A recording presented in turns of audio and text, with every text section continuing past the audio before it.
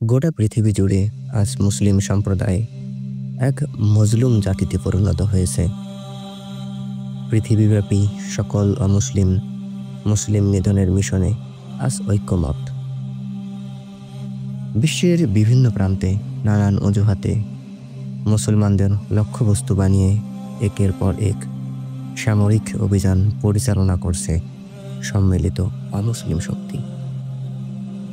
সকল অমুসলিমদের mission, vision ও চারিত্রিক বৈশিষ্ট্য দেখতে ভিন্ন হলেও মুসলমানদের বিরুদ্ধে তারা আল কুফরু মিল্লাতুন ওয়াহিদা মিশদাক অনুযায়ী এক এবং অভিন্ন। গাজওয়াতুল হিন্দ ইসলামী ঐতিহ্যের একটি ধারণা বা বিশ্বাস, যা হাদিসে উল্লেখিত। এই ধারণা অনুসারে শেষ যুগে মুসলমানদের একটি বিশেষ যুদ্ধ বা অভিযান সংগঠিত হবে, যা হবে মূলত ভারতীয় উপমহাদেশে। এটি বিশেষত ইসলামী নৈতিকতা এবং ধর্মীয় দৃষ্টিভঙ্গি থেকে বিজয়ের যুদ্ধ হিসেবে বিবেচিত। গাজওয়া শব্দের অর্থ হলো অভিযান, আর হিন্দ হলো স্থানের নাম। 1400 বছর আগে বর্তমান ভারত, বাংলাদেশ, মায়ানমার, শ্রীলঙ্কা, আফগানিস্তান, পাকিস্তান, নেপাল ও ভুটানকে বলা হতো হিন্দ, অর্থাৎ ভারতীয় উপমহাদেশকে বলা হতো হিন্দ বা হিন্দুস্তান। পবিত্র হাদিস শরীফে গাজওয়াতুল হিন্দ সম্পর্কে বলা হয়েছে। হাদিসের বর্ণনায় আছে, হযরত আবু হুরায়রা রাদিয়াল্লাহু তাআলা আনহু বলেন, নবী করিম সাল্লাল্লাহু আলাইহি ওয়াসাল্লাম বলেছেন, আমার উম্মতের একটি দল হিন্দুস্তানে যুদ্ধ করবে এবং আল্লাহ তাদেরকে বিজয় দান করবেন। তারা হিন্দুস্তানের শাসকদের বন্দী করবে এবং আল্লাহর দ্বীন প্রতিষ্ঠা করবে। অতঃপর তারা ফিরে আসবে, তখন তারা ঈসা ইবনে মারিয়ম আলাইহিস সালামের সঙ্গী হবে। অন্য বর্ণনায় আছে, হযরত সুবহান রাদিয়াল্লাহু তাআলা আনহু হতে বর্ণিত, নবী করিম সাল্লাল্লাহু আলাইহি ওয়াসাল্লাম বলেছেন, দুটি দল আছে যাদের আল্লাহ দোজখের আগুন থেকে মুক্তি দেবেন। একটি হলো ভারত অর্থাৎ হিন্দ অভিযানে অংশগ্রহণকারী, আর অন্যটি হলো যারা ঈসা ইবনে মরিয়মের সঙ্গ হবেন। গাজওয়াতুল হিন্দ হিন্দুস্তানের চূড়ান্ত যুদ্ধ।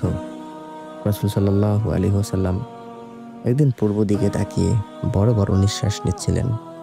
এমন সময় এক সাহাবী রাসূল সাল্লাল্লাহু আলাইহি ওয়াসাল্লামকে জিজ্ঞাসা করলেন, হে রাসূলুল্লাহ, আপনি এমন করছেন কেন? রাসূল সাল্লাল্লাহু আলাইহি ওয়াসাল্লাম বললেন, আমি পূর্ব দিকে বিজয়ের গন্ধ পাচ্ছি। সাহাবায়ে কেরাম রাদিয়াল্লাহু তাআলা আনহু রাসূল সাল্লাল্লাহু আলাইহি ওয়াসাল্লামকে জিজ্ঞাসা করলেন, আপনি কিসের বিজয়ের গন্ধ পাচ্ছেন? রাসূল সাল্লাল্লাহু আলাইহি ওয়াসাল্লাম বললেন, পূর্ব দিকে মুসলিম ও মুশরিকদের সাথে যুদ্ধ শুরু হবে। যুদ্ধটা হবে অসম, মুসলিম সেনাবাহিনী থাকবে সংখ্যায় সীমিত, কিন্তু মুশরিক সেনাবাহিনী থাকবে সংখ্যায় অধিক। ওই যুদ্ধে মুসলিমরা এত বেশি মারা যাবে যে রক্তে মুসলিমদের পায়ের টাকনু পর্যন্ত ডুবে যাবে এবং যুদ্ধে মুসলিমরা 3 ভাগে বিভক্ত হয়ে যাবে। এক ভাগ বিশাল মুশরিক বাহিনী দেখে পালিয়ে যাবে, তারাই হবে জাহান্নামী, আর এক ভাগ সবাই যুদ্ধে শহীদ হবেন। সেই ভাগ আল্লাহর উপর ভরসা করে যুদ্ধ চালিয়ে যাবেন এবং শেষ পর্যন্ত জয়লাভ করবেন। নবী সাল্লাল্লাহু আলাইহি ওয়াসাল্লাম আরও বলেন, এই যুদ্ধ বদর যুদ্ধের সমতুল্য।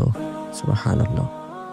তিনি আরও বলেছেন, ওই সময় মুসলমানরা যে যেখানেই থাকুক না কেন, তারা যেন সেই যুদ্ধে শরীক হন। আল্লাহ তাআলা আমাদের সবাইকে এই যুদ্ধে শরীক হওয়ার তৌফিক দান করুক। আমিন।